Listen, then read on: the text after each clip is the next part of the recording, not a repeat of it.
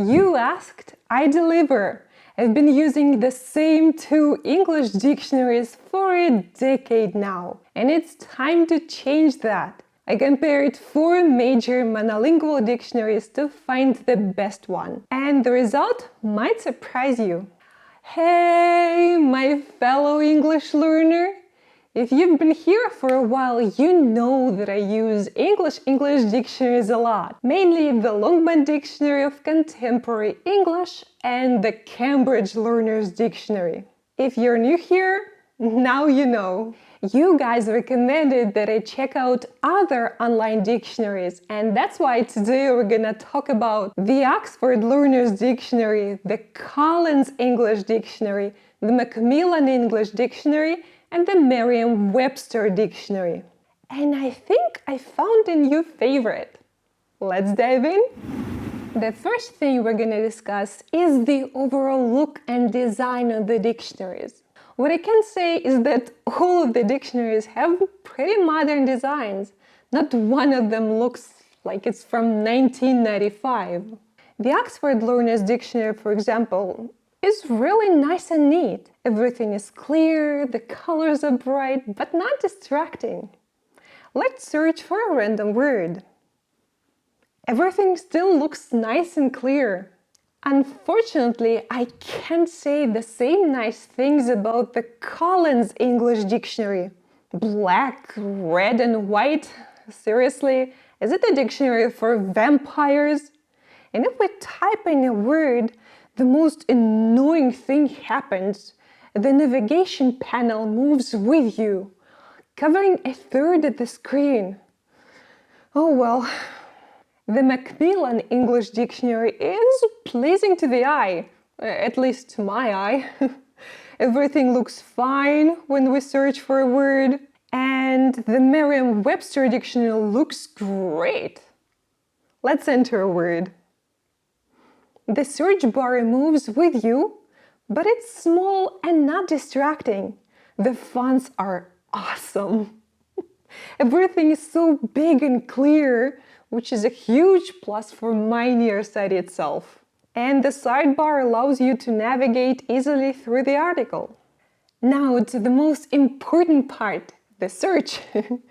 We'll start by looking at the definition of a simple word like, I don't know, street. And I think I'm gonna stop saying the full names of the dictionaries right now because it's getting annoying. You know, Oxford is one of the oldest and most respectable dictionaries out there, and it's a learner's dictionary. So of course the definitions are easy to grasp and clear. Street is a public road in a city or town that has houses or buildings on one side or both sides. However, when we search for the same word in Merriam-Webster, the definition seems a bit more challenging to understand. Like, what is this? Thoroughfare? A way or place for passage, such as a street, open at both ends, or a main road. Interesting. Looks like the definitions in this dictionary are aimed at more advanced learners and native speakers. Does it mean that this way of explaining things is bad? No, not at all. But if you're an intermediate learner, you'll probably be more comfortable with using the other 3 dictionaries most of the time. Let's return to Oxford. This little symbol tells us that this word is really common and one of the most important words to learn in English. You should know it at the A1 level, so it's pretty much one of the first words you can learn in a language. I love when dictionaries do that. Collins uses a similar system, but with dots, and Macmillan with stars. Sadly, there's no such thing in Merriam-Webster, and it's a pity.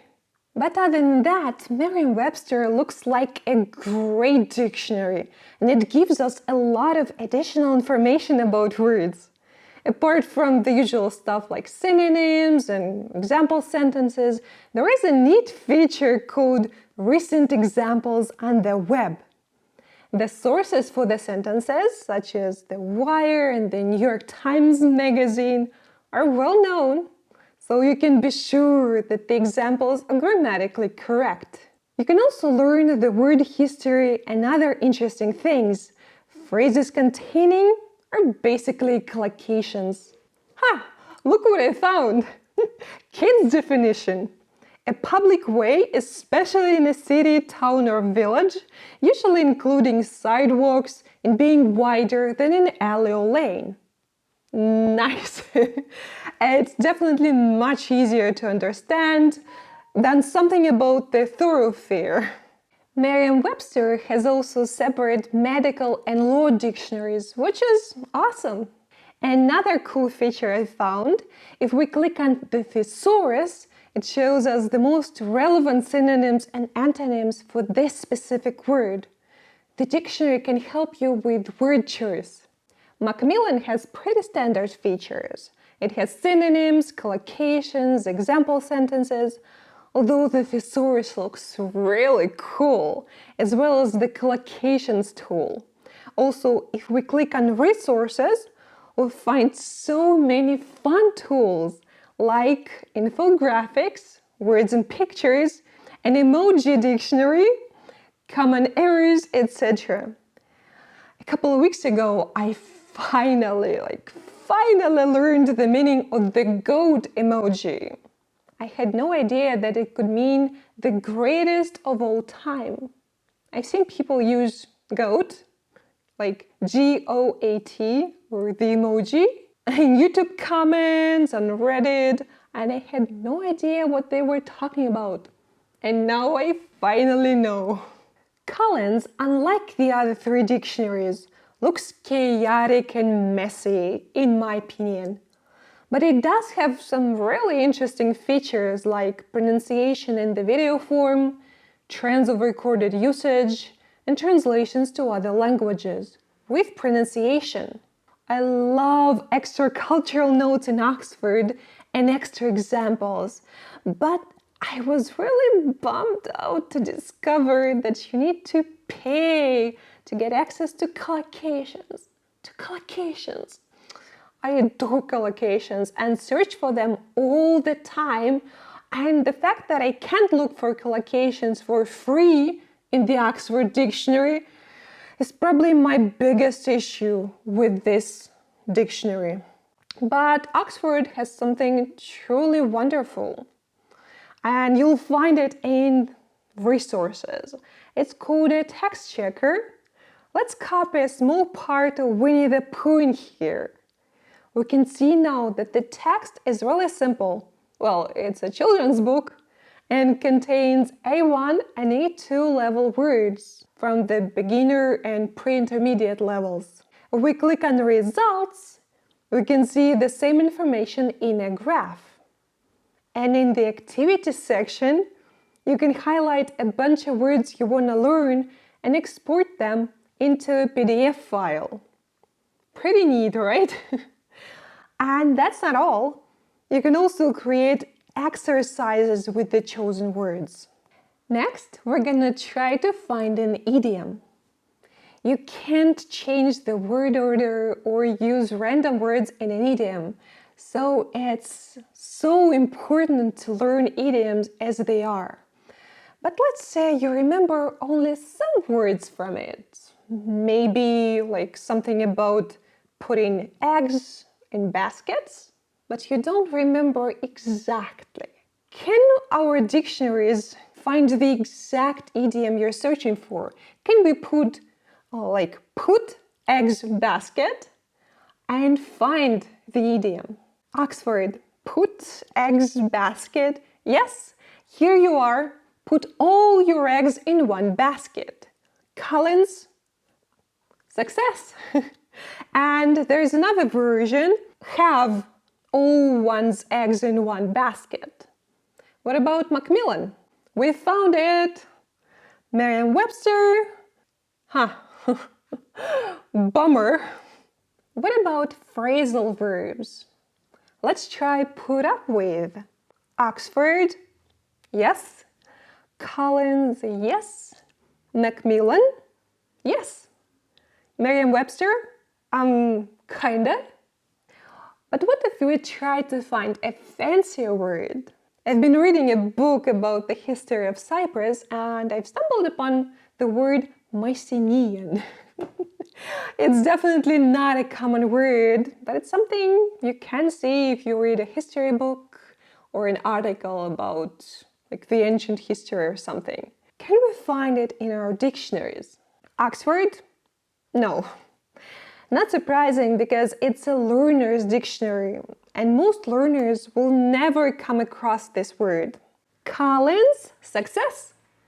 According to this dictionary, Mycenaean is used occasionally and is one of the 30,000 most commonly used words. Macmillan?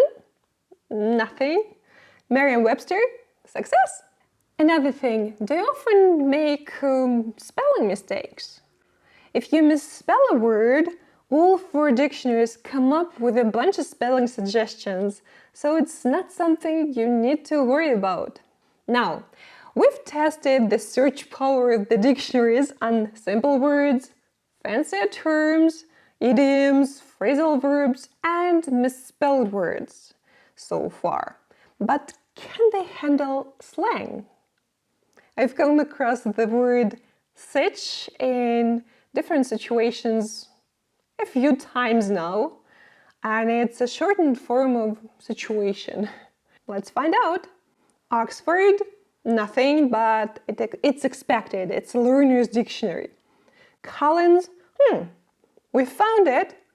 However, it's a suggestion that hasn't been approved yet, so it's not as reliable as it could be. Macmillan? Nothing. Merriam-Webster? I didn't expect to see so much information about this little word, and it's much older than I suspected. Interesting. We have one more thing to discuss. Are these dictionaries mobile optimized? Most learners use their phones for everything language related now, so it's crucial for these dictionaries to be easy to use on our smartphone. Oxford. Everything looks nice. All additional notes and examples are hidden and could be reached by a button. Collins. So many ads. And maybe too much info and nothing is hidden. You need to scroll through all of this. The most annoying thing is that the Collins logo takes up a third of the screen and all the ads seem to take up the rest of it. Macmillan. Looks good. One thing that's a little bit inconvenient is that to learn collocations and synonyms, you need to go to a separate screen. But it's understandable. There's so much information. Merriam-Webster. Looks really good. I wish some things like synonyms could be hidden, like in the Oxford Dictionary, but it's nothing. The thing is, all of the dictionaries we've been talking about today are great. All of them are reliable, and all of them have their own pros and cons. Personally, I fell in love with the Merriam-Webster dictionary, especially its design and the way of presenting information, despite some of its flaws. But that's my taste in dictionaries. What about you? I'd love to hear your thoughts in the comments. Thank you so much for watching and see you next time with more awesome language content!